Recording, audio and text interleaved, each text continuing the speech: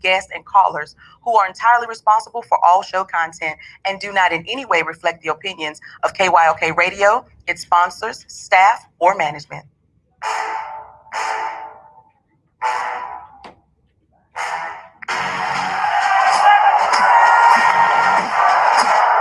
When you walk out on that field today, ask yourself this question. What time is it? Game time! What time is it? Game time! What time is it? Game time! What time is it? Let's go! We ready! We ready! We ready! We ready! I'm going to the house! I'm going to the house! When I step on the field, I send one message. This is what it feels like. This is what it feels like. Football is getting hit. That's it. It's gonna be football now. What time is it? Game time. What time is it? Game time. What time is it? Game time. What time is it? It's hot now. It's hot now. Let's go. It's hot. We ready? I'm going to the house. I'm going to the house. We're talking about the Jets like we're talking about the Saints. You know, all this trying to we the Miami Heat of football. Yeah. The bottom line is you got to buckle up with chin straps. It's embarrassing. Yeah. Don't disrespect the game like that. It's too much crying from him. He's a man. He can be hit just like us. He's a man. You already make the big money. He's a man. I'm proud when you step on the field, man. That's who I did. When I step on the field, I send one message. This is what it feels like. Oh, my bad. Your bad don't work in my world. What time is it? Game time. What time is it? Game time. What time is it? Game time. What time is it? Let's go. Let's go. Let's go. We ready? I'm going to the house. I'm going to the house. It's a wrap. Game over. All right, y'all, back here on the lunch break on the legendary KYOK, all new 92.3 FM, streaming live on KYOKradio.org. It is our Team Texas Tuesday. That's the day that we talk about all the teams in the state of Texas, any sport whatsoever, and you get a chance to be a part of that by dialing 281-453-1000. That's 281-453-1000. Or, you can text me, 832-403-5005. Again, 832-403-5005. If you want to text, I'll read your text messages on the air, unless it's something that you need to say with your chest, and then I want you to call in. Also, you can email me at aj@kyoksports.com. That's aj@kyoksports.com. And then, of course, we got plenty of social media presence. You can follow me on Facebook at Lunch Break KYOK, Twitter at Lunch Break KYOK. Instagram, though, is Lunch Break KYOK Lunch Break _KYOK. I like hanging out on Twitter. Some fun people on Twitter. Thank you for the follow in advance. Boy, the weather has gotten bad up here on the north side of Houston. If you're in the Greens Point, Spring, Woodlands area, watch out. There's one going through here right now that's kind of ugly. So you know what happens in Texas, in Houston, when the water pools on the roads. You got to be careful. So again, pretty bad downfall, thunderstorm going through the area right now. So be careful if you're on the north side of Houston. All right, let me do this. Let me take a quick break. And when I come back, we'll get into it. I was listening to the NFL Network driving in. Brady Quinn, who played at the University of Notre Dame and was a quarterback for multiple teams in the NFL, got on the Aaron Rodgers, Deshaun Watson conversation. And I'll tell you what he said and my thoughts about it. It's Team Texas Tuesday here on the Lunch Break. Hello, this is Claude Cummings Jr., Vice President of the Communication Workers of America District 6. Trey and I are inviting you to listen in to our new political talk show, Power to the People Political Hour. Hello, this is Trey Daniels from the Daniels Group. Yes, Claude, the show will be hard-hitting and informative, talking about national and local political issues of the day, week, and month. Interviews will be with pastors, community leaders, elected officials, and political operatives. You know, Claude, a part of our responsibility is informing the citizenry and give them power to the people. That's right, Trey. We're asking that you listen in on 1140 AM, 92.3, or streaming on KYOKradio.org, Thursdays at 10 a.m. Got to give the people time. Give the people what they want. The legendary KYOK 1140 AM and 92.3 FM. The legend continues. Hey everyone, it's Michelle Obama, and I wanted to let you know that Barack and I couldn't be more thrilled that we got our COVID-19 vaccine. This is a deadly disease, and we know the vaccine will protect us from getting really sick. It's how we'll start getting back to seeing friends and family and doing all those things we love again. So I hope you'll join me, Barack, and millions of others around the country and get your vaccine as soon as it's available to you. It's safe, it's free, and it could save your life or the life of someone you love. To learn more, just go to cdc.gov/coronavirus. I know it's been a long, hard year, but we can beat back this pandemic. With your help, we can do this. Paid for by the U.S. Department of Health and Human Services. I'm Ben Tankard, and you are listening to The Lunch Break. All right, y'all, we're back here on the lunch break on the legendary KYOK and the all-new 92.3 FM. Team Texas Tuesdays, where we talk all things in the state of Texas and other areas. It's not all Texas talk. We ain't got that much going on. I know the UT fans don't like hearing that. I definitely know Texans and Astro fans don't like hearing that, but we ain't got that much going on. Well, I mean, you know what I'm saying? It ain't like the Astros are leading the Major League Baseball on their way to another World Series. It's not like the Texans organization got their act together and, about to do great things on the football field. It's not like the Houston Rockets are challenging Phoenix, Utah, Denver, Clippers, Lakers, heck, Mavericks for, a top spot in the Western Conference. I'm just saying. So, we got to talk about some other areas. But watch this. Driving in this horrible weather out here, I might add, it's gotten even worse. It's got that, when it rains real hard, it gets that foggy haze. That's what it's doing right now. And the wind's blowing kind of good. So, yeah, be careful out there. Once again, if you're in the northern Houston, Greens Point, Spring, Woodlands, I forget all the other little towns in between the Woodlands and Spring. But if you're in them, be careful. It's kind of bad out there.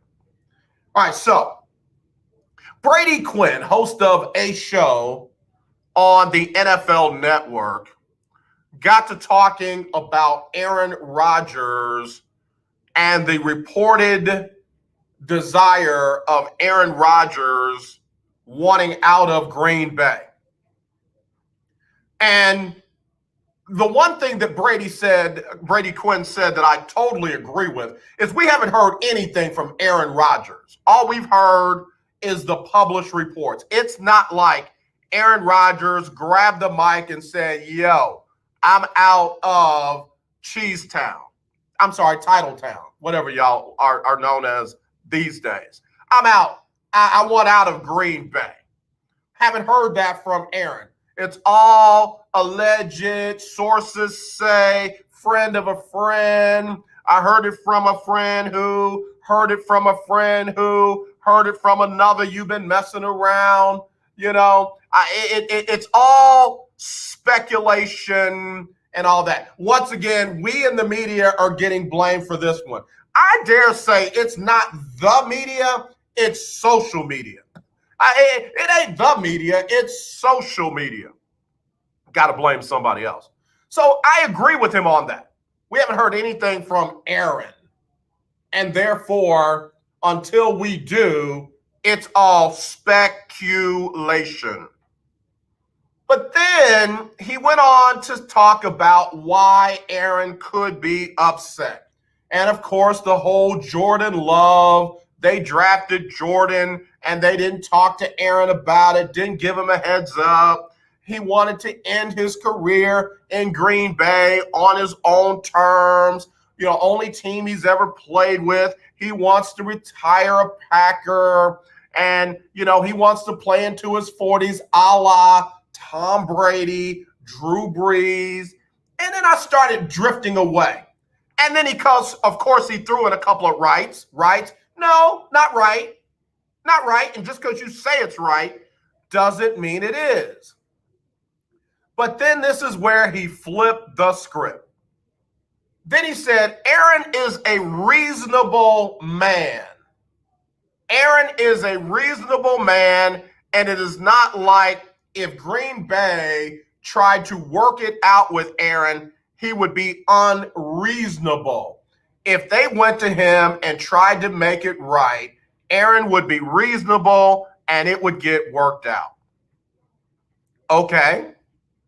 But then he said, unlike Deshaun Watson, who it seemed like before all the legal stuff, happened. And let me just say again, if anyone, man or woman, feels like they were sexually assaulted or were sexually assaulted, I am 100% times the biggest number possible, infinity, in support of that person getting justice, having their day in court, being heard, being believed, all that, without question. I have lately been trying to just put that aside. The legal issues will take care of themselves, but I'm just trying to talk about it from a sporting perspective. Not that I'm minimizing, just for the sake of this conversation. So if my listeners and viewers and followers can just bear with me, that's all I'm doing. I'm not minimizing, okay? All right, want to get that said.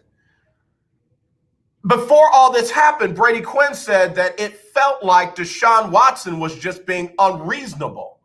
It's not like they were going to give him more money because they had just given him a big contract. It's not like the organization was going to let him start making personnel decisions because he's a young player. He was being unreasonable. He had just decided that he no longer wanted to play in Houston and he wanted out at all costs. He, unlike Aaron Rodgers, was being unreasonable. And by that time, I was grabbing the steering wheel.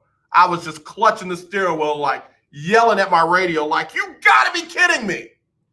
Like, you totally contradicted everything. Brady Quinn totally contradicted everything that he said prior to getting into the Deshaun Watson part.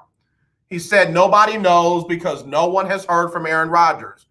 Nobody's heard from Deshaun on why he wanted out and why he was so set on getting out from the organization. The only thing, again, we didn't hear it from Deshaun, was that he had a video meeting with David Culley, new head coach, and there he reiterated that his mind had not changed and he did not want to play in Houston. So Brady Quinn, again, went against his own thinking in the form of Aaron Rodgers when it came to Deshaun, and nobody heard directly from either one of them. Again, let me say this. I'm not making this about race. It isn't. To me, it's just about two quarterbacks that are prominent in their respective teams, not wanting to play for those teams anymore for whatever reason. And to label Deshaun unreasonable and Aaron Rodgers reasonable, it's just a stretch for me. Both of them have their own reasons, whether or not we agree with them or if that would be a problem for us. That doesn't make it unreasonable or the other one's reasonable. It just means, oh, okay, that's why he wants out. Different strokes for different folks. And then the other part about Aaron Rodgers wanting to retire with Green Bay and wanted to play into his 40s and didn't like that they didn't, talk to him about drafting Jordan Love. Well, isn't that the whole talk about players versus general managers and head coaches? Remember, the players are supposed to what? Just play. The coaches are supposed to coach. The general manager is supposed to make personnel decisions, and the owners are supposed to own. Why does Aaron Rodgers get a special set of circumstances where he's supposed to get a heads up? Russell Wilson wanted some heads ups, and everybody said, nah, can't do it. Tom Brady wanted some heads up in New England, didn't get those, and then he decided not to re-sign there and to go to Tampa Bay. I don't get why for one guy it's okay where everything he wants becomes what's most important. There are a lot of guys that wanted to finish their career with one team. J.J. Watt wanted to finish his career in Houston, but he got caught up in a rebuild. So he made the decision to go. There are other guys that wanted to retire with the first team that drafted them in the city that they were drafted in. I don't think DeAndre Hopkins wanted out. I think DeAndre Hopkins wanted out because of Bill O'Brien and the front office. So why is Aaron Rodgers wanting to be with the team and retire a Packer more important than everyone else on the team? There are rookies that came to that team that, guess what? They want to win championships. And what they don't want to do is to deal with a quarterback that's got issues with the front office. That's going to possibly ruin their chance to be great. So again, not race, not anything like, just wondering why it's a double standard from Aaron Rodgers and Deshaun, or Aaron Rodgers and Brady, or Aaron Rodgers and any other quarterback in the league. It makes me wonder, again, why one seems to be reasonable and the other one seems to be unreasonable. We take a quick break. If you want in on that, 281-453-1000. That's 281-453-1000, or text me 832-403-5005. With your boy, TD Blackshear, every Tuesday from 10 to 11 a.m. on the legendary KYOK 1140 a.m. and 92.3 FM. See you there. In need of tires? Check out OMG Tire Services and more. New and used tires, all the name brands you desire. Located at 3126 Tidwell, between 59 North and Jensen. Give them a call at 832-767-3211. Top-notch service from beginning to end. When you're done, get your car hand-washed inside and out at OMG Tire Services and more. Located at 3126 Tidwell, between 59 North and Jensen. Call 832-767-3211. That's 832-767-3211. Conveniently located on the north side. The legendary KYOK 1140 AM. The legendary KYOK 92.3 FM. Radio stations in one. The old way of living with diabetes is a pain. You've got to remember to do your testing, and you always need to be sticking your fingers. The new way to live your life with diabetes is with a continuous glucose monitor. You simply apply a discreet, easy-to-use sensor on your body, and it continuously monitors your glucose levels, helping you spend more time in range and freeing you from painful finger pricks. If you test your blood sugar at least 4 times per day and inject insulin at least 3 times per day, or use an insulin pump and have private insurance or Medicare, you might be eligible for a CGM with little or no cost to you. Call U.S. Medical Supply today for a free benefits check. We offer free shipping, 90-day supplies, and we bill Medicare or your insurance directly. Call now and say goodbye to finger pricks. 800-633-1378. 800-633-1378. 800-633-1378. That's 800-633-1378. Hi, I'm Larry Scott, host of the Not So Christian and Me Show. Join me Saturdays for great fun, interviews, music, and the latest news surrounding our world today. We are the show that cares to hear your voice and opinion. Hey, Gina Real Fleming. conversation. What's in up, a Black and Gold no-judgment sister? zone. So join me Saturdays from 1 to 2 p.m. on the Not So Christian to Me show, right here on the legendary KYOK Radio, 1140 AM, and the all-new 92.3 FM and KYOKradio.org. This is Brian Courtney Wilson, and you're listening to The Lunch Break. All right, y'all, back here on the lunch break on the legendary KYOK and the all-new 92.3 FM. I'm AJ Jones. It is our Team Texas Tuesday, and the weather is just like that. All that rain has stopped right here on the north side of town. So, again, it was one of those downpours that hit real hard for a minute, and now it's cleared up. But it looks like it's heading towards the south part of town, so y'all be careful out there and, let it pass. All right, so I've already gotten some text messages. Someone just called me and hung up. If you can, call right back. VT, V like Victor, T like Tom, says, AJ, could it be that Aaron Rodgers, who has won a Super Bowl, has been the league MVP, has earned the right to want to be included, whereas Deshaun hasn't quite done that yet? Is that where they were saying one is reasonable and the other was unreasonable? I get your point, VT. First of all, thanks for the message and thank you for listening. I get your point. I see where you're going, but the only thing is, what about Tom Brady? No one has won more than Tom Brady. And if Tom Brady didn't get the ability to dictate, who comes, who goes, and, be able to end his career in New England. I know they made him an offer, but he, declined the offer and decided to go down to Tampa Bay and do something that he had never done before, and that's take another team to a Super Bowl. And they did it. Congratulations, Tom Brady. But I just feel like the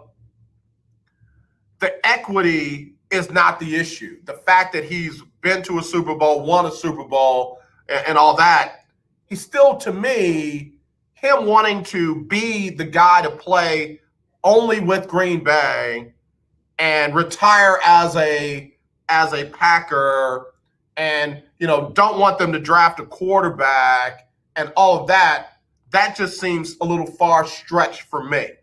And then for an independent person to say one is reasonable and one is not, talking about Deshaun Watson, it's again, more speculation. I get that's what we do in this business. I get that. But I just feel like, neither one of them is more reasonable than the other until we hear directly from the principals. Does that make sense? So, there was another show after I got done yelling at Brady Quinn, through my radio. I flipped over to Colin Cowherd on Fox Sports, and he was talking with Mark Schlereth. And Mark Schlereth on draft night posted that a deal is all but done to bring Aaron Rodgers to the Denver Broncos. I mean, that was floating around and went viral on draft night. Well, it went so viral that Aaron Rodgers himself inboxed Mark Schlereth and said, yo, bro, where are you hearing that from? And Mark said, no, it's not from the Green Bay side. It's from another source. And Aaron says, I haven't heard anything like that. It's news to me. He said, but when I hear something, you will be the first to know, which was pretty interesting. I love that they have that kind of relationship. Yo, if I've got an NFL player out there, a la Deshaun Watson, DeAndre Hopkins, Aaron Rodgers, somebody like that that's listening to the lunch break, and I know you do, if you want to make me your source to break your news, I'm your guy. I am your guy. I will do that in a heartbeat. You listen, you write it, I'll sign it, and I'll read it the exact way you want it read. I'll read it in my Michael Buffer. And ladies and gentlemen, let's get ready to rumble. If you want sound effects, I'll give you sound effects. Let me be your breaking news dude. But anyway, I digress. So that was cool. But then Slayer said something else. And the fact that he was talking directly with Aaron Rodgers himself, I tend to believe this. Slayer said, and Aaron keeps hearing that it was all about them drafting a quarterback, and that's not the issue. Aaron Rodgers did not have an issue with the Green Bay Packers drafting Jordan Love when they drafted him, not this past draft, but the draft before that. Aaron Rodgers didn't have a problem with that. Because think about it. Which rookie coming right out of college is better than Aaron Rodgers? The only one you could possibly even maybe make a comparison to is Patrick Mahomes. And even that one is a stretch. Patrick Mahomes has been unbelievable. Deshaun Watson has been unbelievable. Kyler Murray. But neither one of them is better than Aaron Rodgers coming out as a rookie. So he said Aaron Rodgers is not afraid of any rookie quarterback because none of them can take Aaron Rodgers' spot until either he or the organization decides it's time for them to have it. So he understands the business of football. That to me was saying Aaron is not unreasonable. Aaron gets the business side of football. And that makes more sense to me than what Terry Bradshaw and what other folks are saying about Aaron Rodgers, that just shows how weak he is. And he's still mad because they took Jordan Love and didn't give him a weapon or protection or what. Aaron Rodgers understands the business of football. He understands that the organization is going to draft for the future. He understands the organization is going to draft for depth. Teams that only have starters and don't have backups that can come in and play when a team goes down, when a player goes down, they typically don't do well. And Aaron Rodgers himself and the Packers themselves have been in that situation before. I love Todd Hundley, but Todd Hundley was not a great backup for Aaron Rodgers. So I liked hearing Mark Slayer say that. I would like to extrapolate that over to Deshaun Watson. I believe Deshaun understands the business of football. I believe he understands that organizations are going to run their organizations the way they want to run them. I think the part that most people don't understand is when a guy says, okay, if that's the way you want to run your organization, good for you. I don't want to be a part of that. I want to go do something else. Well, why did he sign the contract? Because they offered it to him? He didn't have a problem at that time? I don't know what the reason was, but still, the contract hasn't even kicked in yet. So there are plenty of places where the deal could have been like, okay, we were going to give you $161 million. Tell you what we'll do. We'll pull that back and we'll just let you go. But we're going to trade you. So if you can waive your no trade clause, we're going to trade you so we can at least get something back from you. But none of that's what's happening, apparently. Dak Prescott, to me, quarterback for the Dallas Cowboys, to me, understands the business of football. All these published reports out there, oh, he didn't want this, oh, he turned down that. I mean, Chris Sims just literally should have had his media license revoked. We don't have licenses. But if he had one, he should have had his media license revoked for that crazy story that he put out there about Dak demanding $50 million, $80 million in 1 year or something like that, blah, blah, blah, blah, blah. And none of it was true. None of it was true. Dak wanted shorter years. The organization wanted longer years. But Dak never went rogue. Dak never talked about holding out. Dak never demanded, I'm going to do this, I'm going to do that. They said franchise tag. Dak said, let's go. Sources said one thing. Everything Dak Prescott said and did was contrary to what the sources say. I wonder if Brady Quinn would call Dak Prescott unreasonable because he allegedly turned down very good money. So I say all that to say that, I'm going to try to be careful myself. Try. Now, I ain't saying I'm going to do it. Don't write it down. On this day, AJ said, when I say that, when I call my shot, I tell you, you can write that down. Mark this date down. I'm not saying that on this. I'm going to try not to. Look, I can't even say it. I can't even say it because I know it's going to be hard. I'm going to try hard not to Brady Quinn stuff, where I say one guy is one way, and then when somebody else that I like is doing the same thing, then all of a sudden I try to justify what that person is doing. I'm going to try not to do that. And if I do it, you can call me out on it.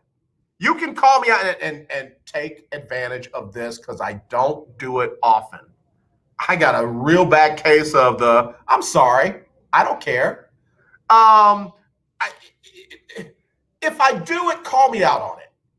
If one guy I kill because he feels a certain way or does a certain thing, and then the next guy comes along that doesn't, and I'm like, oh yeah, it's no big deal. This guy's being reasonable. The other guy was being unreasonable, and I don't have the details. We didn't hear from that person, that player. Yeah, you can call me out on that. You can call me out on it. Let's see. TPC says, AJ, longtime listener, first time texter. Love the show. Love Team Texas Tuesday. I don't think Deshaun was being unreasonable, and my reason for that is Andre Johnson. I get what he's saying, and he wrote a whole lot more. TPC, he or she wrote a whole lot more. Here's the thing. For Andre Johnson, who literally never says a word, to speak up and say that there are problems in this current front office for the Texans, and that when one particular person has been around, nothing good has happened. It's been one negative thing after another. Told Deshaun, who's like a little brother to him, Andre Johnson I'm talking about, told Deshaun to stick to his guns. Don't cave in. That tells me that something is going on or went on that we didn't know about.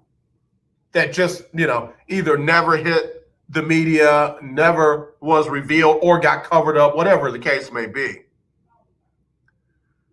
You don't know what was said about a guy, said to a guy. I got to take a break. I'll be right back, y'all. Away due to COVID-19. Pay close attention to this message. You could be entitled to a death benefit of over $300,000. The U.S. government has set up a fund to pay families relief if they've lost a loved one due to COVID-19. We know this is a hard time for you, and this fund has been set up by the federal government to help ease your pain. The compensation includes a death benefit and lost wages benefit. Time is limited, so we urge you to make a free phone call right now. There's no cost to you for this claim. All legal fees are only covered once you receive your money. So if you've lost a loved one due to COVID-19, call the legal helpline right now to find out if you qualify for a cash award. Here's our number: 800-876-7047. 800-876-7047. 800-876-7047. That's 800-876-7047. Paid for by the IPG Law Group. Do you watch television? Of course you do. Then have you tried Dish TV from All American Dish yet? No? Well, now is a great time because we're giving everyone that calls today a 2-year locked-in price. Your rate will not change for 2 years. The clock is ticking. Call now, get Dish, and get your price locked in for 2 years and save yourself some money. Dish has your favorite TV programs, even Netflix and Amazon Prime built into the DVR. You can even watch Dish anywhere you have an internet connection. Plus, we've even got awesome discounts for the military and seniors. Oh, and one more thing. Call All American Dish now and we'll even give you a free Google TV voice remote, free installation, and free equipment. Don't wait. Call All American Dish now. 800-296-1302. 800-296-1302. 800-296-1302. That's 800-296-1302. You're listening to 1140 AM and 92.3 FM. The legendary KYOK. Hey everyone, it's Michelle Obama. Barack and I are so thrilled that we got our COVID-19 vaccine because this is a deadly disease and this vaccine will protect us from getting really sick. Getting vaccinated is safe and it could save your life and allow us to start getting back to seeing friends and family again. We can do this. To learn more, go to cdc.gov/coronavirus. Paid for by the U.S. Department of Health and Human Services. My name is Devon McDonald from Jamaica. Play with Indianapolis Colts. And listen, you listen to the lunch break. All right, y'all, we're back here on the lunch break on the legendary KYOK and the all-new 92.3 FM. It is our Team Texas Tuesday, and, we got questions coming in. I was talking about Brady Quinn from the NFL Network saying that Aaron Rodgers was being reasonable about wanting out of Green Bay while Deshaun Watson was being unreasonable, and therefore that's pretty much why that situation hadn't worked out better. I got questions coming in, and I'll read some more of the questions, but I think. All right, hang on. Sorry, somebody. My daughter's got a presentation today, and she's saying she's nervous, and I had to send her a quick little. You can do it. You can do it. Yeah, that one right there comes first. I'm sorry. Even in the middle of the show, that one right there. She knows, A, don't text dad unless it's important, and B, if it's in the middle of the show, he's gonna find a way to reply back. Hey, what can I say? Girl dad. So anyway, the fact that Andre Johnson told little brother Deshaun to stick to his guns and called the dude by name, since this dude has been in the front office, ain't nothing good has happened. More wrong has happened than right. Again, you don't know what's been said. You don't know what's been done. You don't know what's been covered up. You don't know what's been properly reported. You don't know. But there are a couple of things you do know. That this same person, front office person who's, supposed to be the the team chaplain, prayer partner, that guy, was in the room when they decided to trade away DeAndre Hopkins for David Johnson, a 4th-round pick. Did they get a second out of there? I don't even think they got I think they might have got a second and a 4th. And they had to give up DeAndre and a 4th. But didn't get value back. He was in that room. And he was also in the room when the Texans got rid of Bill O'Brien, head coach and general manager. So my question is, what did he say to Cal about Bill O'Brien, head coach and general manager? Did he speak up for him and say, no, we can't do this 4 games in. Let's go ahead and ride this out and start fresh? Or did he say something to the effect like, you might as well get rid of him now? I just can't believe that he was a fly on the wall and he had no input into that decision. And then when they made the move to Romeo Crennel, and he was, watch this, and he became the interim general manager. Well, we got a direct quote from Cal McNair that said Jack would not be the general manager, nor would he be involved with the general manager process. And then what do we hear? That they hired a search firm, and then they decided not to go with the search firm recommendation, and they ended up hiring Jack Easterby's friend, Nick Caserio, from the New England Patriots. And one of the last things we heard from Deshaun was, hey, we need a culture change, meaning we need to stop getting everybody from New England and, just start fresh. And Cal McNair threw all that out the window, listened to the guy who supposedly wasn't involved, and brought in the guy that other folks were saying, we don't need no more of that. And again, the owner went to, or Deshaun went to the owner on behalf of the players who were having problems with this front office interim GM / prayer partner / team chaplain. And the owner promised Deshaun that, hey, I'll do something about it. And oh yeah, by the way, give me some recommendations on head coach and general manager. The owner asked for that. Deshaun didn't demand that. He didn't go into that asking it for himself. The owner offered that. So Deshaun wasn't being unreasonable. And then we hear that that's not what happened at all. Like Deshaun's recommendations weren't even considered. Like until Deshaun got mad and said, hey, listen, I want out of here. I'm not taking nobody else's calls. I'm done. I'm out. Then all of a sudden it was hurry up. Let's try and get these last minute interviews in and look at some of these other people. I'm wondering if this same person did not say, why are you listening to Deshaun? He's a player. He ain't us. And Cal said, you're right. Let's not. Let's just do what do you think we should do? Get my buddy Nick Caserio. He's out of contract over there in New England. We can get him now. You're right. Hey, yeah, let's get him. And then here we go. Again, not bringing in any of the off-field stuff. I'm not even bringing it in as a conspiracy. I'm leaving it all alone today. I'm trying to walk straight and narrow. And here we are. What's even most recent to have happened is that we were told that Caserio, the scouting staff, and of course Cal McNair would be the ones making player decisions in the draft.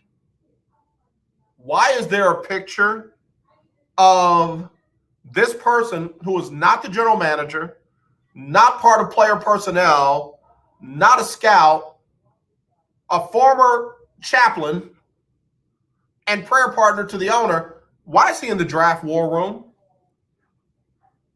Why is he high-fiving people after the draft? After the picks? You can't tell me that this guy sat there quietly while picks were being considered and names were being considered. You can't tell me that Davis Mills was being considered as the first pick for the organization in the third round at pick number 67, and this guy did not say a word. He didn't say a word. I don't believe that. If nothing else, he at least said, well, we should pray about it. Hang on, guys. Let's pray. We got time on the clock. I just can't believe that he didn't say, hey, that'd be a good pick given where we are right now with our quarterback situation. We got Ryan Finley. We got Tyrod Taylor. And we, of course, have Deshaun. Let's go Davis Mills. Real good clean-cut kid out of Stanford. Let's go with him. I'm not being unreasonable. I'm just saying I'm speculating. I'm not saying it's fact. I'm just speculating. Team Texas Tuesday. So I say all that to say, I don't think Deshaun the player, Deshaun the person was being unreasonable. I don't think Aaron Rodgers is being unreasonable. I don't think we know enough to be able to determine that. I think anything that anybody says right now is speculation on all the above. All I know is Aaron Rodgers played his behind off last year, won the league MVP. I felt like he got hamstrung.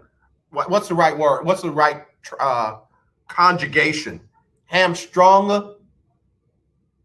I feel like they tied one hand behind his back in the NFC Championship game on that third down and fourth down play. Third down, he should have ran from the first down. Fourth down, they should have went for it and not tried to kick the field goal. But that doesn't take away what the great season he had. And on the Deshaun side, he played his behind off. Not many other players. In fact, I don't think any other player had those kind of stats on a 4-12 team that Deshaun put up last year. So both of them are exceptional, above average quarterbacks, top 5 quarterbacks in the league. Yeah, I got Deshaun and Aaron Rodgers in the top 5 quarterbacks in the league.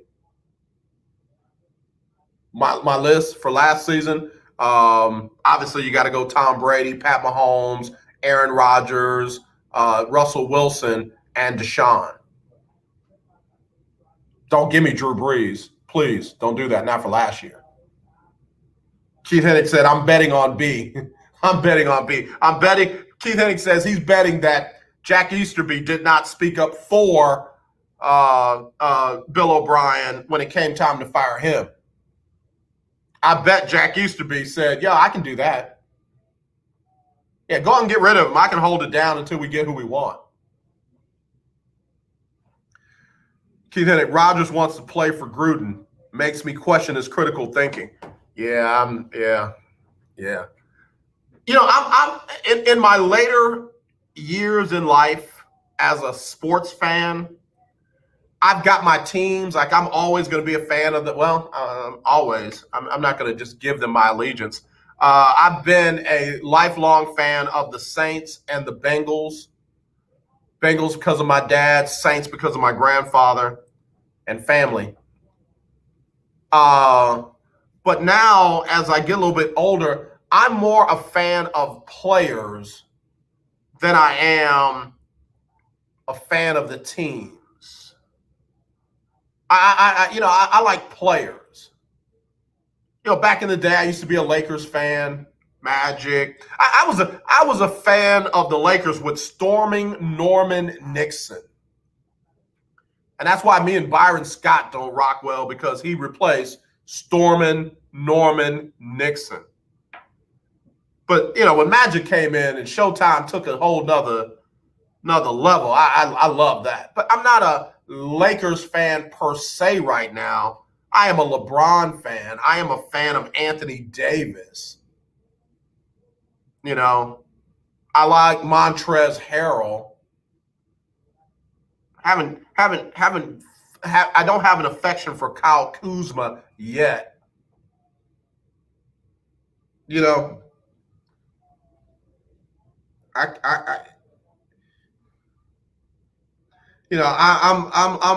liking them. I'm liking those players.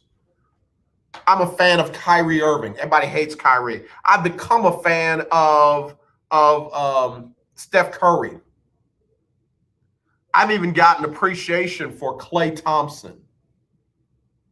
You know, Klay literally changed his game after he got torched by Kyrie Irving in the NBA Finals when they had Cleveland down 3-1, and Cleveland walked their behinds down and took that championship right out of their mouths. You got to say it in a way that you feel it. I'm just like, they were about to bite down on that championship, and Kyrie and them walked their tails down, snatched it right out of their mouths, and said, sit there and watch me eat it. Watch me eat. But Klay Thompson, like in the offseason, he worked on his game because he became a much better defender. And you got to realize Klay Thompson's what, 6'7", 6'8"? And he can defend anybody on the court. Now, the question will be if he'll be able to do that coming off of an Achilles tear, because sometimes your mobility is not the same off of an Achilles tear. But I've learned how to appreciate him, even though I wasn't a fan of that Golden State Splash Brothers and everybody thought that they were all world. You know, I appreciated Draymond Green when he said, I'm not gonna step on LeBron's neck while the owners are up there having drinks together in the press box. You know, he's trying to win, I'm trying to win. I'm more a fan of players than I am of teams. In my older age. Back in the day, I'd fight you over Notre Dame. Back in the day, you say something bad about Notre Dame when Tony Rice, Rocket Ishmael, you know, Tim Brown, when them cats were there, you said something bad about Notre Dame? Please. We going in. It's like head or gut. You're going to get hit. Where you want it, head or gut. So, but, you know, now you say something to me about Notre Dame, I'm going to roll my eyes so hard, I'm going to pull my spleen muscle. Is there a spleen muscle? I'm going to pull it if you say something to me about Notre Dame right now. So, anywho. All right, let me get Sybil Wilkes queued up here. Sybil Wilkes queued up with what you need to know today. When I come back in the second hour, we're going to look at the state of Texas and how it fared in the draft on Team Texas Tuesday. Also, I just became a Baylor Ladies Bears fan. Yeah, I wasn't one before. I just like certain players, but now I'm a fan of the whole doggone school. I'll tell you why after the Sybil Wilkes and the top of the hour right here on the lunch break on the legendary KYOK and the all-new 92.3 FM. It's our Team Texas Tuesday. I'll read some more of your text messages and emails and all that. If you want to call in, 281-453-1000. 281-453-1000 if you want to get in live. We'll do all that next right here on the lunch break on the legendary KYOK and the all-new 92.3 FM. Last week, while giving the Republican response to the presidential address, South Carolina Senator Tim Scott created quite the firestorm. He described acts of discrimination against him, but denied that America is a racist country. The next day, while not in total agreement, but in her own way, the nation's first Vice President of color, Kamala Harris, said America is not racist. While we may not agree with them, name-calling and calling them out of their names will not solve the problem of a racist America. Civil disobedience and communication may be one or two of the keys. The U.S. is now averaging fewer than 50,000 new coronavirus cases per day, falling to a level not seen since early October 2020. Health officials credit vaccinations with almost 150 million Americans getting at least one shot so far. Over 40% of U.S. adults are fully vaccinated. Globally, the news is not as good, with daily deaths and new cases remaining at or near all-time highs. I'm Sybil Wilkes. Be informed, be empowered. The legendary 1140 AM KYOK Conroe and 92.3 FM K222CX Houston. The views and opinions expressed on all radio shows broadcast on KYOK are entirely those of the host, guests, and callers, who are entirely responsible for all show content and do not in any way reflect the opinions of KYOK Radio, its sponsors, staff, or management.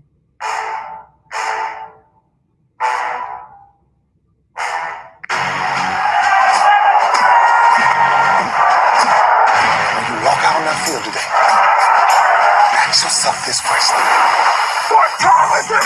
Game time! What time is it? Game time! What time is it? Game time! What time is it? Let's go! We ready! We ready! We ready! We ready! I'm going to the house! I'm going to the house! When I step on the field, I send one message. This is what it feels like. This is what it feels like. Football is getting hit. That's it. It's gonna be football now. What time is it? Game time. What time is it? Game time. What time is it? Game time. What time is it?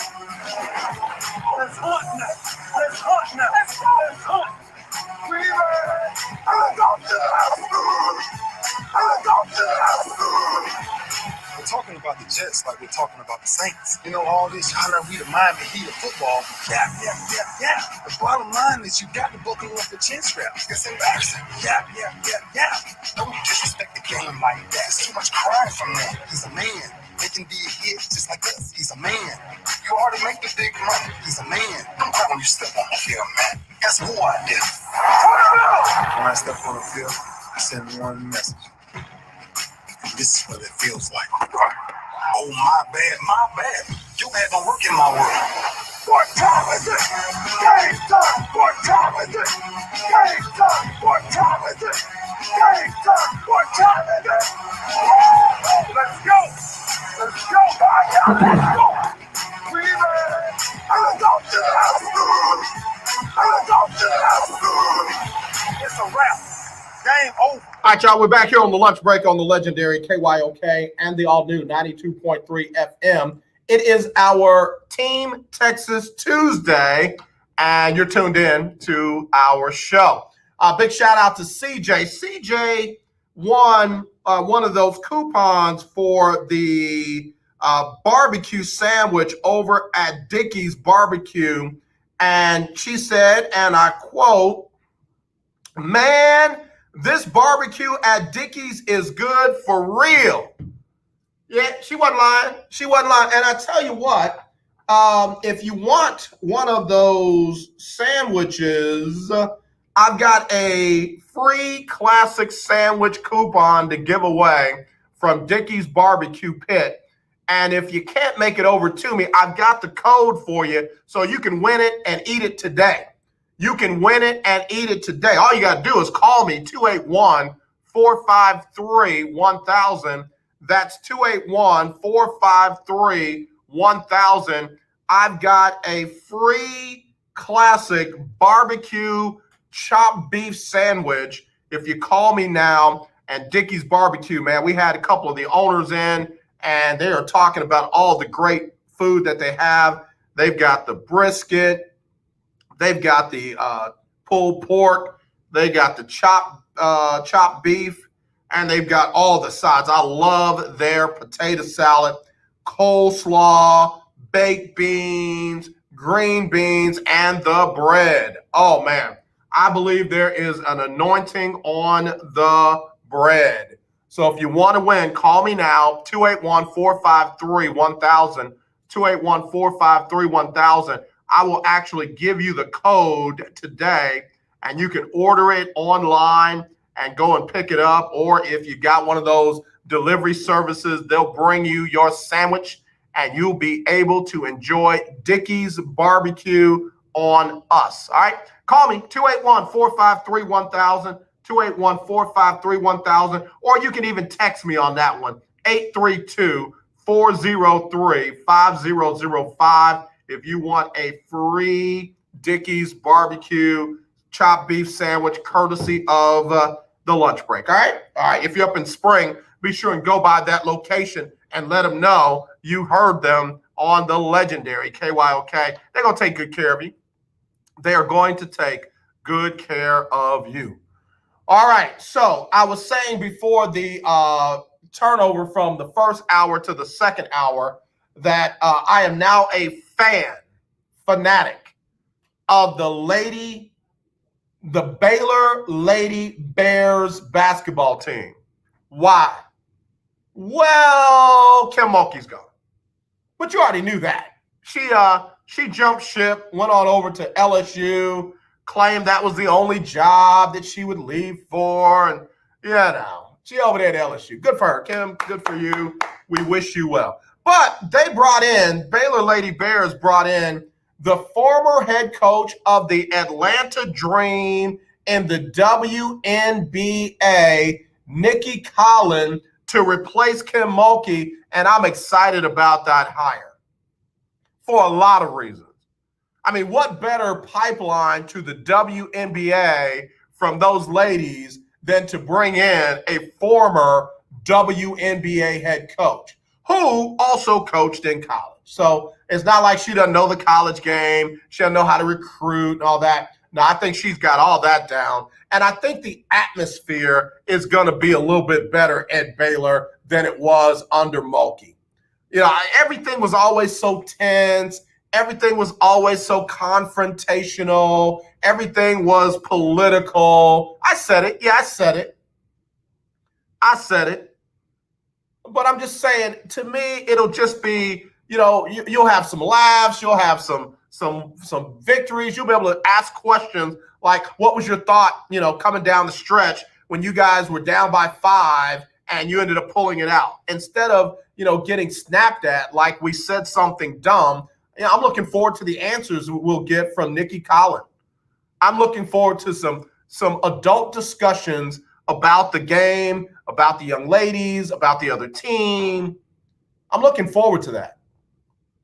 I really am. And if I'm going off on Mulkey, hey, that was my experience, not yours. I saw her snapping at other media professionals while they were asking her questions about strategy and game situation. I saw her, a simple question about something turning into something that was never even asked. The question about the players being up in the bubble and not getting the same things that the men, and it turning into, mask wearing and vaccines and, not testing and all that. It's like, what is, the men are getting tested. They're having to wear masks. What's the deal? So again, congratulations, Nikki Collin. Congratulations, Baylor. I think y'all got it right on that one. Congratulations to the young ladies, a lot of whom are right here from the Houston and surrounding areas. Congratulations on that. Keith Hennick, don't forget their tilapia. Talking about Dickies. CJ said that the mac and cheese is good as well at Dickies. So again, let me see. Somebody text me. Let me see who's going to get this coupon. All right, here we go. I got somebody. 832-316.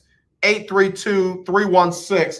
Take a picture of this bad boy and send this to you right now. Right now. And boop. It's sent. That's how easy it is for you to win. That's how easy it is for you to win. Somebody just picked up a free chopped beef classic sandwich courtesy of the lunch break and Dickies. Keep listening for your chance to win right here on the legendary KYOK. All right, quick sports update. The Spurs lost to Utah last night, 110-99. I covered that entire game last night. And, 22 from DeMar DeRozan. But let me tell you something. It was a tough night for the Spurs. And not because they were off, but, man, that Utah defense was better than I have seen. They contested every single shot. The Spurs are not a high-volume, three-point shooting team. They're not. But they like to get in the paint. They like mid-range jumpers. They like to drive to the basket. Utah wasn't having none of that. Utah was not having any of that. So Spurs had a tough night. 110-99. Again, they got 22 from DeMar DeRozan, 17 from Rudy Gay, but Utah was not letting anybody go off last night in a Spurs uniform. Utah kept that thing. Utah won that on the defensive end of the court, not just the offensive end of the court. And it was good to see. And I got to tell you, if Utah's going to play like that in the playoffs, if Utah's going to play like that in the playoffs, then you got something right there. In fact, the Spurs, Utah shot 50% from the field. Spurs shot 47. That ain't bad. But listen, the Spurs were 27, rounded up 28% from three. Utah was 31 Free throws, Spurs were perfect. Utah was not. Utah definitely out-rebounded San Antonio 55-42. And the blocks were negligible, 5-4. Turnovers were negligible, 15-13. It was all on that defensive end. Every shot was contested by Utah, and the Spurs just couldn't pull it out.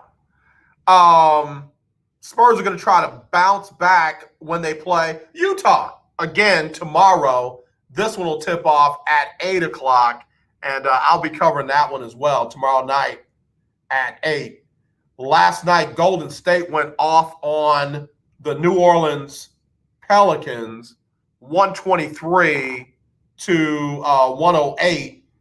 Zion Williamson, 32-8 in the loss. Steph Curry, 41-8 in the win. And again, Steph Curry is balling. Steph Curry is balling. He just doesn't have any help, really. And I know we said that about LeBron forever. Steph now knows what it's like to be LeBron.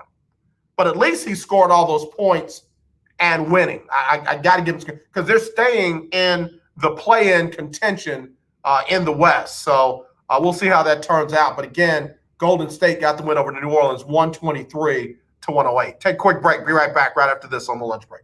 KYOK 1140 AM and 92.3 FM.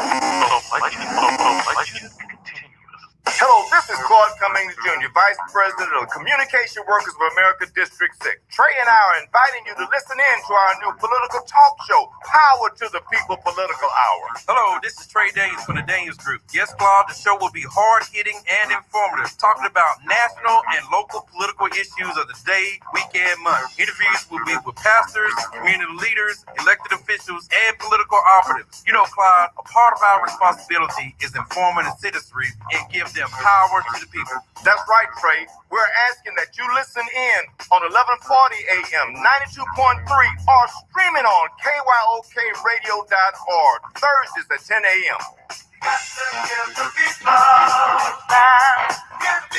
what they want. Hey everyone, it's Michelle Obama, and I wanted to let you know that Barack and I couldn't be more thrilled that we got our COVID-19 vaccine. This is a deadly disease, and we know the vaccine will protect us from getting really sick. It's how we'll start getting back to seeing friends and family and doing all those things we love again. So I hope you'll join me, Barack, and millions of others around the country and get your vaccine as soon as it's available to you. It's safe, it's free, and it could save your life or the life of someone you love. To learn more, just go to cdc.gov/coronavirus. I know it's been a long, hard year, but we can beat back this pandemic. With your help, we can do this. Paid for by the U.S. Department of Health and Human Services. Getting the job and joke with the youth in Texas. All right, y'all, back here on the lunch break on the legendary KYOK, all new 92.3 FM, streaming live on KYOKradio.org. If you are enjoying the show, do me a favor and share it. Kind of help us grow. Like and then share. You'll help us get our numbers back up. I been talking with a couple of people who cover these things, and yeah, we gotta build our numbers back up here on our social media presence. But let me tell you something. I appreciate our listeners who tune in on traditional radio, KYOK AM 1140. 92.3 FM, and that stream us live on KYOKradio.org from all over the world. Not that I don't appreciate the social media followers, but we've had folks that have been listening to these call letters since the 60s. I love Walt Baby Love when he tells a story about how he worked at KYOK in 1964. One of the oldest call letter signals in the area. And then I appreciate our general manager for adding the 92.3 signal to the station, and of course streaming live on KYOKradio.org. So Again, do me a favor, share the show, help us grow, invite someone to tune in, especially if they like sports or, some of the other things that we talk about. We definitely appreciate it. Don't forget, you can tune in to my brother like no other, and that is Keith Hawkins with Coffee with Keith, Koffee with Keith, every Saturday from 12 to 1. I mean, what a great show. Innovative. I mean, you learn something every single time you tune in. He had a very great, compelling guest on this past Saturday from a company called Southside Grinds on the south side of Chicago. A young lady and her husband have a coffee business that they're doing up there, and they are bringing it to an area that is not just a food desert, but it's a consumer desert. They don't have much business in the area where she and her husband have that business, and their coffee business pops up at different places and just enhances the area. And she's also talking to people about how they can start their own coffee business and all that right there on Coffee with Keith every Saturday from 12 to 1. Be sure and tune in. It's a great show. All right, so we're talking about last night, the Spurs and Utah. Then we got Golden State beating up on New Orleans. Steph Curry, 41 points, 8 assists in the win. Zion Williamson, 32 and 8 in the loss. Tonight, you got Dallas at Miami, which is going to be a great game. Jimmy Butler is hilarious. Jimmy Butler is hilarious. Jimmy Butler from the greater Houston area and now a member of the Miami Heat was taking a question from one of the local reporters whom he has a great relationship with. I can't play it because it's got verbiage that doesn't flow well on a Christian radio station. But the announcer was talking about the stretch of games that Jimmy Butler and the Miami Heat were going to have to face along these next 8 games. And, the reporter said something to the effect of, does it seem unfair for you all to have that tough a stretch, over these last 8 games? And Jimmy said, you call that tough? And the reporter said, yeah, that's a tough stretch. And he went to rename the teams that they have to play over the next 8. And Jimmy said, well, maybe if your sorry behind was on our team, then it would be tough. In other words, if we had to depend on you, yeah, that would be tough. But Jimmy was saying, hey, we going to play who we going to play. We going to line up against who we going to line up. Ain't nothing tough about it. I felt like in his head he was saying, there's no crying in basketball. No crying in basketball. We got to play who we got to play. I like that about Jimmy Butler. That's why when Jimmy Butler was like, yo, I don't need nobody coming to visit me in the bubble. This is a business trip. He's like, yo, I got to go. I got to go win this chip. Packed up his stuff and hit the bubble. So, yeah, Dallas and Miami tonight, 7 o'clock. I definitely will be covering that. And then tomorrow night, it'll be the Rockets hosting Philly. That'll tip off at 7.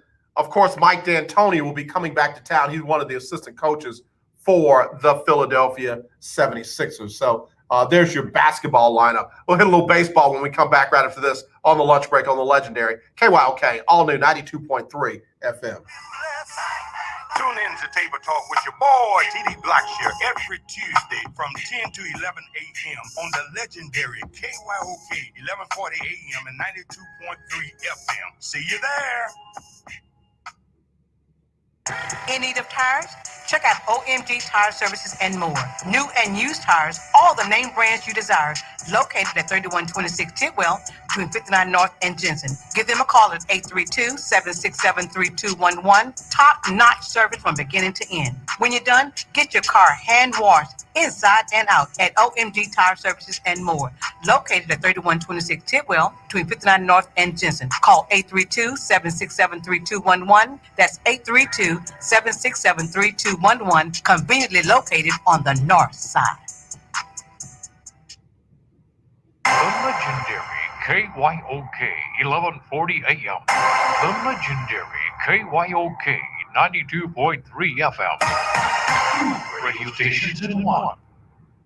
The old way of living with diabetes is a pain. You've got to remember to do your testing, and you always need to be sticking your fingers. The new way to live your life with diabetes is with a continuous glucose monitor. You simply apply a discreet, easy-to-use sensor on your body, and it continuously monitors your glucose levels, helping you spend more time in range and freeing you from painful finger pricks. If you test your blood sugar at least 4 times per day and inject insulin at least 3 times per day, or use an insulin pump and have private insurance or Medicare, you might be eligible for a CGM with little or no cost to you. Call U.S. Medical Supply today for a free benefits check. We offer free shipping, 90-day supplies, and we bill Medicare or your insurance directly. Call now and say goodbye to finger pricks. 800-633-1378. 800-633-1378. 800-633-1378. That's 800-633-1378. Hi, I'm Larry Scott, host of the Not So Christian and Me Show. Join me Saturdays for great fun, interviews, music, and the latest news surrounding our world today. We are the show that cares to hear your voice and opinion with real conversation in a no judgment zone. So join me Saturdays from 1 to 2 p.m. on the Not So Christian and Me Show, right here on the legendary KYOK Radio, 1140 AM, and the all-new 92.3 FM and KYOKradio.org. Hey, what's up? This your boy James Fortune, and you are listening to The Lunch Break. Keep it locked. All right, y'all, back here on the lunch break on the legendary KYOK, all new 92.3 FM and streaming live on KYOKradio.org. Team Texas Tuesday. Rangers got beat by Minnesota last night, 6-5. 6-5 was the final score in that one. Rangers and Minnesota. Y'all know I'm not a Rangers fan, so I ain't got no love lost in that one. Let me look at the box score though, see what happened. Yeah, the Rangers were down 5-0 until they put up 3 in the 8th. Then they gave up another one in the bottom of the 8th, and then they put up 2 in the 9th. They needed 3 in the 9th to tie it up. They didn't get it. So, there you go. They were in Minnesota. Same two teams today at 6:40 p.m. Astros and the Yankees is going to be a good one. That one gets started just after 6 o'clock. After 6 o'clock our time, and Zach Greinke is going to be on the mound for that one. Zach Greinke will be the starter for that one for the Astros, and then tomorrow Garcia will be the starter versus Montgomery, and then Thursday, Garrett Cole gets the start for the Yankees versus Lance McCullers on Thursday afternoon, and that game will start just afternoon. So when I come on, the game will be starting right at 12:05. I'll be covering that one all throughout the game, all throughout the show. Garrett Cole, former Astro pitcher, made no friends when he got out of here after the Astros and the Washington World Series. Felt like he didn't get a chance to, help his team win. And he was literally still on the field saying bye to people. I'm no longer under contract, so blah, blah, blah, blah, blah. I was like, wow, that was deep. Keith Hennig, we have a brand new MLS team in Austin. Yay. Who's that team, Keith? Rock your squad, bro. Rock your squad, Keith. Who's that team in Austin? MLS. I got to look now. MLS. There they are. Standings. Who's the Austin FC. Austin FC is 3-2 in the standings. No, I'm sorry.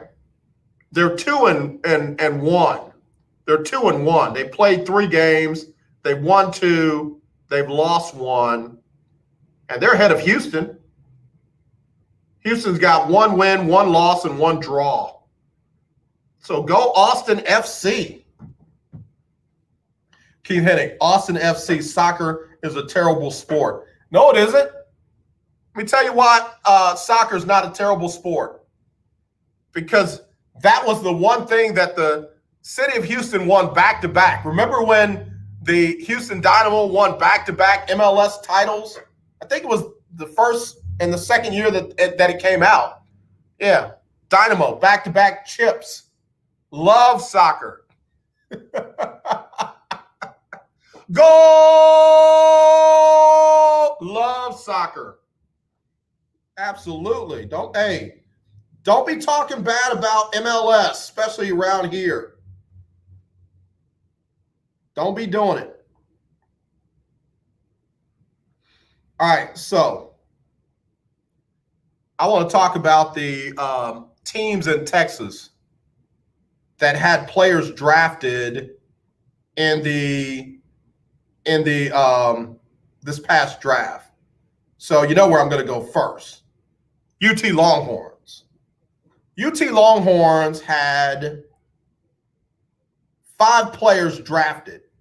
The first player to get off the board out of UT was in the second round with the 51st pick, Samuel Cosme, offensive lineman. And, of course, he went to Washington.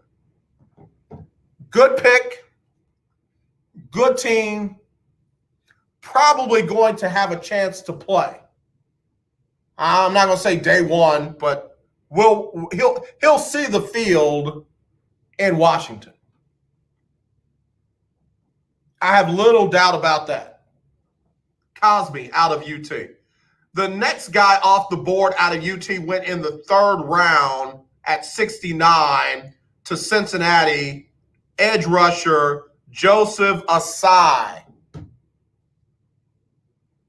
I like that pick. He's another one that is probably going to see the field if, he takes care of his business and learns the techniques and all of that. He's got a chance to make an impact in Cincinnati right away. Keith Hennig, Sam Ellinger is an Indianapolis Colt. He is good with that clipboard. Yeah, I'm working my way. I'm working my way down to him because the next person picked was in the 5th round at 148 by Atlanta, Taquan Graham, a D lineman. Iffy. Atlanta needs some D-line help. I just don't know if Graham is going to be able to provide that help and get on the field. I don't know that. I don't know that. And then after that, in the 5th round, 152, Denver selected safety Caden Stearns.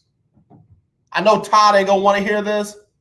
There is very little in the secondary out of UT that I'd be wanting to play with in the NFL. As much as UT wanted to be known as DBU, no.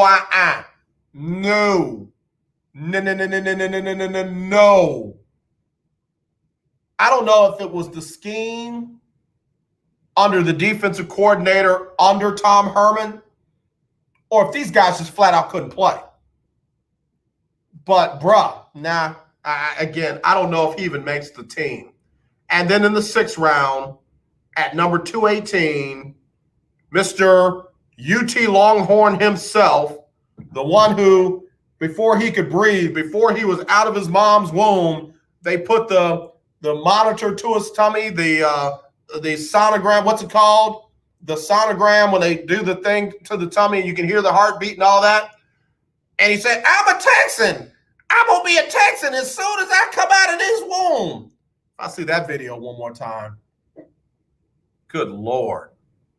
I hated watching like the SEC, the Big 12 championship game whenever UT was in it, because all you saw was that video of Sam Ellinger saying, "Hey, if you're a Texan, I'm gonna be a Longhorn when I grow up."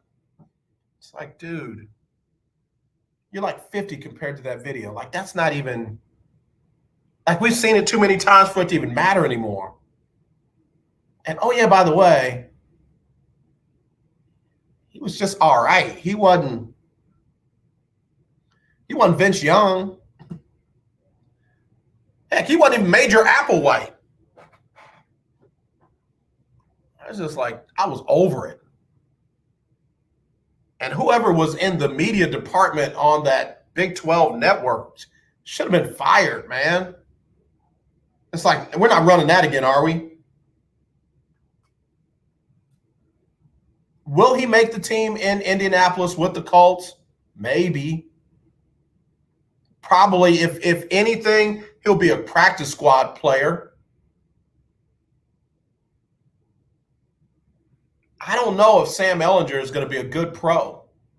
I just don't. Which gets back to my point. UT had 5 players drafted. Nobody before the second round. What happened to UT? Is that Tom Herman? I'll even throw Charlie Strong in there. Is that the Tom Herman, Charlie Strong eras? Where's the NFL talent? What happened to that? You used to have every skill position out there and D-line and linebackers coming out of UT to the NFL, and you don't have that.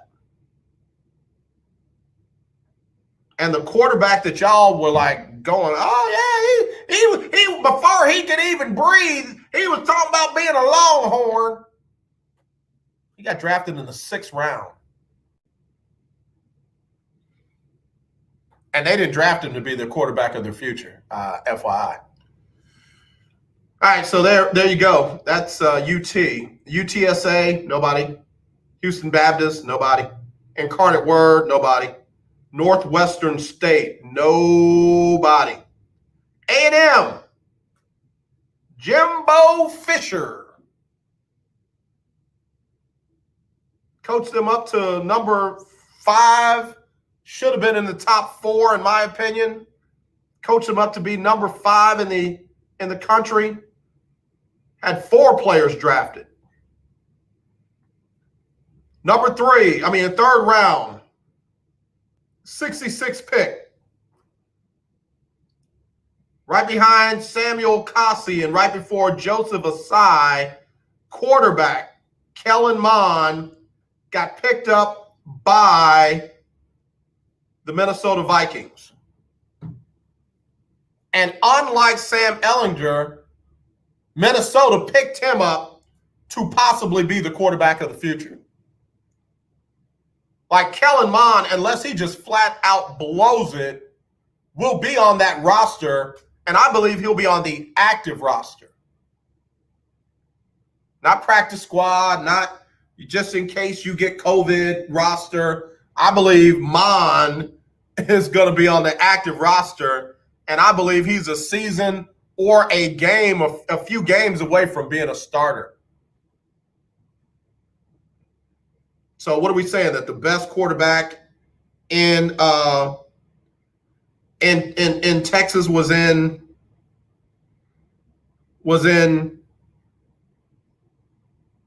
College Station? Apparently, that's what the NFL scouts and general managers thought. And then in the 4th round, at number 117 by the Rams, defensive lineman Bobby Brown III. No relation. Also in the 4th round, at 128 by Pittsburgh, offensive lineman Dan Moore Jr. Cosme was the only O lineman out of UT selected. Dan Moore Jr. was the only O lineman out of A&M. And then also in the 4th round, linebacker Buddy Johnson. So 5 from UT, 4 from A&M, 3 from the University of Houston. In fact, in the very first round, with the 28th pick, New Orleans selected Peyton Turner, D lineman for the Cougs. So the only first rounder out of the state of Texas to go in the NFL came from U of H, not UT. And then took them a little while to get back on the board. 6th round, they got a wide receiver, Marquez Stevenson, went to Buffalo. And then in the 7th round, a linebacker, Grant Stewart, went to Tampa Bay, the defending Super Bowl champs. So again, 5 from UT, 4 from A&M, that's 9, 3 from U of H. 12 players drafted from the state of Texas. Is that good? Is that bad? Is that about right? Good, bad, or about right? I was told that the state of Texas was a hotbed for football. Football in the state of Texas is like no other bit, especially on the high school level. You got high schools playing in stadiums like some colleges and other places. And you had 12 players drafted. Somewhere between round 1 and round 7. 12. Is that good? Is that bad? Is that about right? Hello, you're live on the lunch break. Who's this? My brother like no other. What's happening, man? It's Longhorn Keith. Longhorn Keith, Mr. Coffee with Keith himself. What up, brother? Man, everything is good, bro. Hey, I'm glad you're having this conversation about the draft and about players and where they were drafted from. But I do want to say, so technically, the state of Texas has 33 players, second only to the state of Florida. But obviously, when we're talking about born and raised, there were 33 players that went to high school in Texas, played ball here in the state, and then were then recruited somewhere else. For example, Ohio State and Alabama both had the most recruited players, but from those rosters, especially from Alabama and Ohio State to be exact, a majority of those players were from the state of Texas. So what that speaks to me is obviously what Charlie Strong and what Tom Herman missed out on, this conversation about, securing the borders of Texas and keeping players in. Granted, 2 major universities within the state, or I shouldn't say 2, but in terms of Power 5 schools within the state that kids can look at and say, hey, this school can catapult me into the league. Those schools can't recruit all of those players and keep them in state. And so players want to go where they feel like they have the best chance to get into that next level. And I certainly understand it and respect it. But I think in large part where Texas failed, or the University of Texas, that is that the development of players is one large component. But then the other part of that component is players today have an unrealistic view of what it takes to get into the NFL, in my opinion, and more importantly, the work that is required to stay there. So, for example, Caden Stearns quit the team prior to the draft because he wanted to go work out because he stayed injured. And he came out of Savalo Steel as a 5-star recruit. And there were early projections in his freshman year that he could go, top 2 rounds. And that whole class that he came into Texas with was considered the number 1 DB class in all of, recruiting. However, players just didn't get, I don't want to put it all on development. I will put, obviously, a lot of it had defense coordinator changes, but then I also will say this, that the expectations that players have about themselves just sometimes inflated. And when draft comes, and this happens every year if you pay attention, like, and I know you do, but oftentimes you see guys who you would believe, and you hear it all the time on these announcers, they go, man, this kid is going to project to be a first or second round. And then they end up in fourth, fifth, sixth, and, in Sam's case, fifth, sixth round players. And that's because the overinflation of what you think you are and then your value to the team are two totally different things. So that's just my take on it, man. I found it very interesting, though, that you were having that conversation, because literally today I was looking at that going, actually yesterday I was going, man, how do we do state by state? Texas is always up there. It's just we got to secure the borders to keep kids in state. And Keith, I appreciate you breaking it down that way, because I was looking at it more from, like you said, of course, state of Texas right behind Florida, but securing the borders where they're picking UT, they're picking A&M, and we call Charlie Strong and Tom Herman, but we got to start putting Jimbo Fisher in there as well, because he's got kids that are leaving the state as well to go play elsewhere.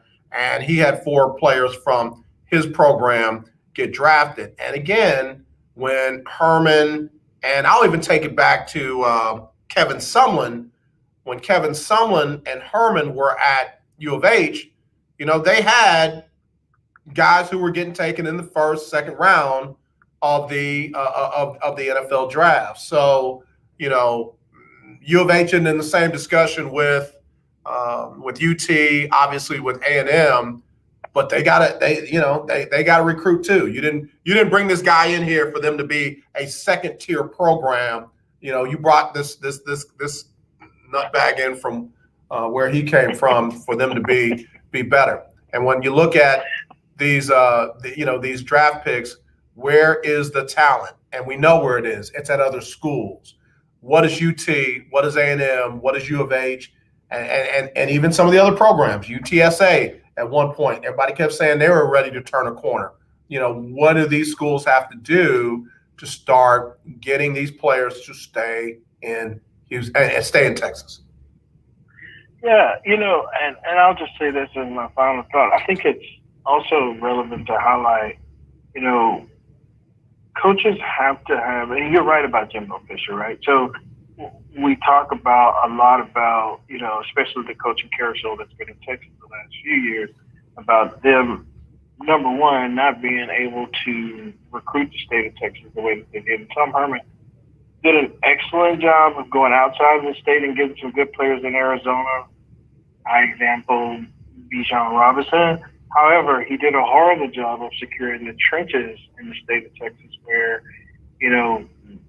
we've had alumni, Texas legends, had twin boys decided to go to Alabama because he sent his boys to Alabama simply because Texas wasn't developing players and ignoring those high school coaches and those relationships in the state of Texas. Those are things that I heard. Obviously, I don't know those things to be true. So, but I do know that those players didn't come to Texas because their dad didn't believe that Tom was developing players. But I also see players, and I don't like to call him players, but he's now gone. But Brennan Eagles was a kid who came out of high school right here in Houston, was phenomenal when Texas recruited him in high school, and got to Texas and did not shine the way that he thought he should or that he should have based off of his projections. But yet he went and decided this year that he was just going to skip the rest of the season. He's going to skip his final year, and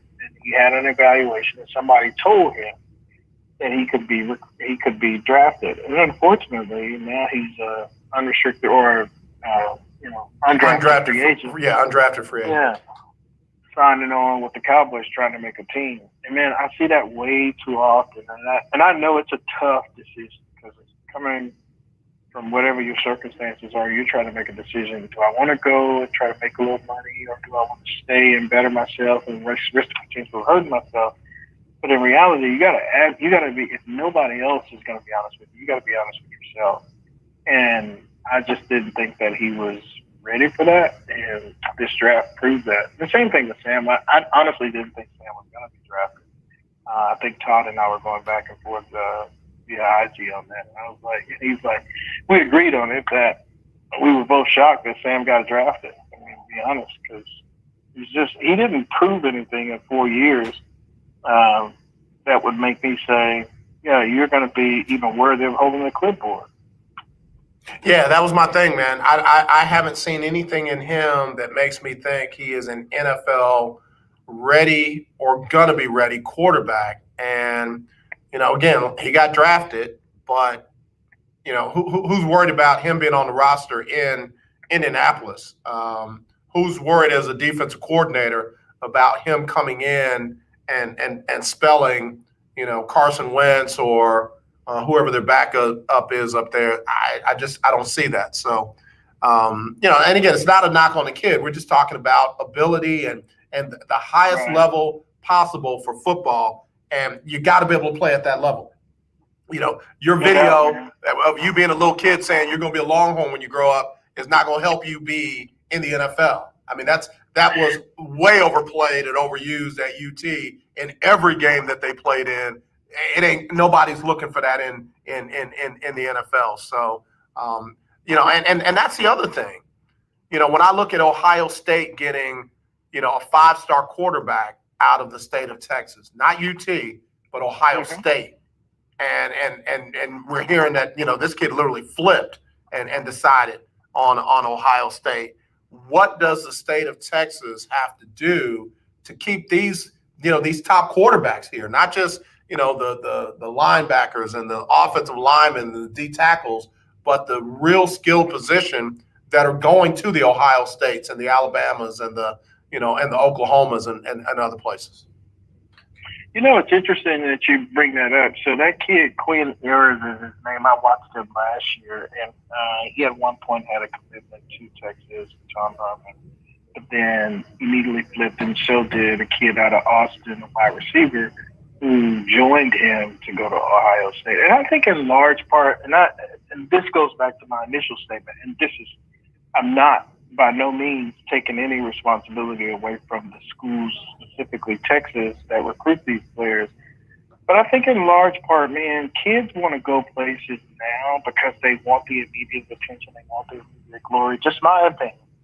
So competition, or a large group or large-scale competition, is not something that they're looking to do. And if they can be told or given an opportunity to go and make an immediate impact, or at least see the field, that's why the transfer portal is so important. And I love the transfer portal, but I also feel like kids have to understand in life, you're going to run into some competition, you're going to run into some struggles, you're going to run into some battles, and you've got to be tested and prepared for that. But I think way too often now, in that kid's case, and I'm not saying that this is all, but I do know that there were some players already on the roster. For example, Casey Thompson, who is from Oklahoma. Dad played at the University of Oklahoma, but yet he has waited his time out as a backup to compete for the starting job at Texas. And last year in the Alamo Bowl, he did a phenomenal job, and I'm super excited about what he's going to do this coming year. But what I'm saying is that when you see players that are of their caliber or even higher, and who are saying, look, I'd rather take my talent somewhere where I know I've got an opportunity. I mean, and listen, Texas is not hurting for quarterbacks because this kid is choosing Ohio State. He's a good player, don't get me wrong, but, by that same token, Sark has recruited a 5-star player out of California who is just behind him. You give the numbers, it's the top 5 between the two of them. And then they're also recruiting Archie Manning's grandson out of Tennessee, Kentucky, somewhere like that. So they've got talent coming in at that position. I just think, yeah, you're right. You want to secure those borders, but when players don't want to compete, it becomes an issue, and you've got to go find the next best thing. Yeah, no, I can appreciate that, Keith, and I know this area well, high school and college. The other school on there, I totally forgot. Somebody just texted me and said, "What about Baylor?" I'm sorry, I had my mic off. I said, Keith, I know you know this area inside and out, and I know you know it from the high school as well as the college level. But somebody just texted me and said, "What about Baylor? What about their, their players and getting players there that will be NFL ready as well as want to stay in the state?" And that's a valid point. It's a Baylor, TCU, Texas Tech. Where are these guys? I'm going to give Rice a break, but there are a number of schools here that I'm not saying are alternatives for UT and A&M and U of H, because you're right, you can't recruit everybody, but the state of Texas has something to offer, and I just feel like when I look at the developmental end, the players going into the league, and then like you said, you see 33 players from the state got drafted. Why are not more of those in the state? I'm going to tell you, let me speak to this real quick about, that was a great question, whoever takes that in, about Baylor and all these other schools in the state. I do feel like there's an inferiority complex with coaches who were in these organizations before they came into the state and felt like they were the so to speak, the little moms and pops of the South in these conferences. However, Baylor was facing an image, a brand problem for a long time, not just in men's football, but across the board. And now that they've won a national championship in basketball and they've got a new head coach in football, and they're doing great things. More importantly, to be honest with you, Baylor has just as much, if not more, to offer in terms of a recruiting value standpoint, from an education standpoint, than anybody else in the conference. It's just, or even in the state. But it's a matter of sometimes, and I said this to you before in conversations, it's just like taking the conversation to Texas Southern and Prairie View, right? So we can ask that same question to them. Why aren't they going out and getting players within the state? They can recruit 5-star players, but the problem is they, from everything that I've seen and read, they have chosen not to because they don't feel like they can compete. And as a result, the more you continue to look at yourself as less than, these other schools will continue to dominate you, and kids will look elsewhere outside the state to find a school that will say, I have the confidence to put you on the field and build you up to be the player that the next level will want you for. Yeah, I appreciate you saying that. We got Longhorn Keith joining us here on the lunch break, talking about statewide draft and recruiting and what have you. And man, that last point just drives me nuts. If I'm an athletic director at TSU or Prairie View, and I find out that a coach didn't go after, at least make an offer, phone call, something to 5-star athletes, 4-star athletes right here in the state of Texas, that tells me I got the wrong coach. And I know I'll have alumni and boosters and provosts and all them folks mad at me because I will run that person out of there so fast and in a hurry. You got to at least offer. You got to at least call. You got to at least show up. If 5 people can sit at the dining room table, you got to be one of the 5. Got to be one of the 5, man. Just at least say, man, at least. The last thing I'll say is you take a look at these at the recruiting profiles of a lot of these kids that are coming out, and that's all they do is they stay on social media. This is their life, right? And so they get their affirmations from there. And every time a coach sends them a letter or an offer, they post that, right? And rarely, if any, do I ever see, and I follow a lot of players because I love watching high school football, but rarely, if ever, do you see a player posting, got an offer from TSU or I got an offer or a letter from Prairie View. Everybody that they recruit, if you take a look at their top 11 starters on both sides of the ball, more than 50% of their team, and this is an estimation because I saw this the last time I was at the game, but more than 50% of their players came from schools outside of the state of Texas. That's scary. Yeah. Real quick on the basketball side, I got to give some love to Johnny Jones. Shaquille O'Neal is coming. That's Shaquille O'Neal's son. He look on selection day said, I'm taking my talents to, and pulled out the maroon and gray. I'm taking my talents to TSU. And again, I know that wasn't just a random selection. I know Johnny Jones was sitting at that table and saying, yo, Mama Shaq and Daddy Shaq, send them here. We're going to take good care of them. You see, we make good runs in the NCAA tournament. We're building a national program here, and we want him to be a part of that. So, yeah, man. Huge gift for him. Say it again. That's a huge gift for them because both his older brother and older sister are currently playing at LSU right now. Yeah. So for him to decide to go to TSU, that's a huge grab. Yep. Man, I appreciate the conversation. That's why I say Longhorn Keith, anytime he comes on, it's a better show. Tell everybody about your show and how they can tune in, man. Absolutely, man. Thank you for the opportunity. Listen, if you're interested in coffee, knowing about coffee, everything there is to talk about coffee, and more importantly, to find out about people who are curators in this industry doing phenomenal work and then loving what they're doing and sharing that information for us to be not just better coffee consumers, but if you want to get your feet wet into this industry, by all means, tune in every Saturday, noon to 1, Coffee with Keith, and that's Coffee K with Keith. And you can find me on Instagram at Coffee with Keith. You'll see all of my wonderful guests who have been on it. We got some great stuff coming up. I can't announce it yet, but it's going to be amazing, man. Lastly, I'll say we won't be on this Sunday, this Saturday for Mother's Day weekend, but please tune in every Saturday, noon to 1. Brother, I love it. I'll be tuned in, not this Saturday, but next Saturday when you come back. Coffee with Keith, right here on the lunch break. Right here on the legendary KYOK AM 1140, 92.3 FM, and streaming live on KYOKradio.org. Take care, brother. We'll talk to you soon. Yes, sir. Take care, bro. All right. Again, good conversation. I enjoyed every bit of that, and I agree with him. I agree with him. You can't recruit everybody, but to me now, you get everybody you can. How about that? You get everybody you can.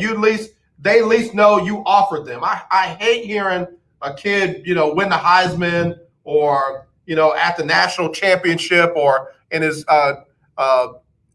drafted, and he says, oh yeah, nobody offered me but Alabama, or nobody offered me but this other school. So let me get ready to go. Sybil Wilkes up next with What You Need to Know. Donnie McClurkin and the Donnie McClurkin Show, as always. Let's not be divided. Let's be united.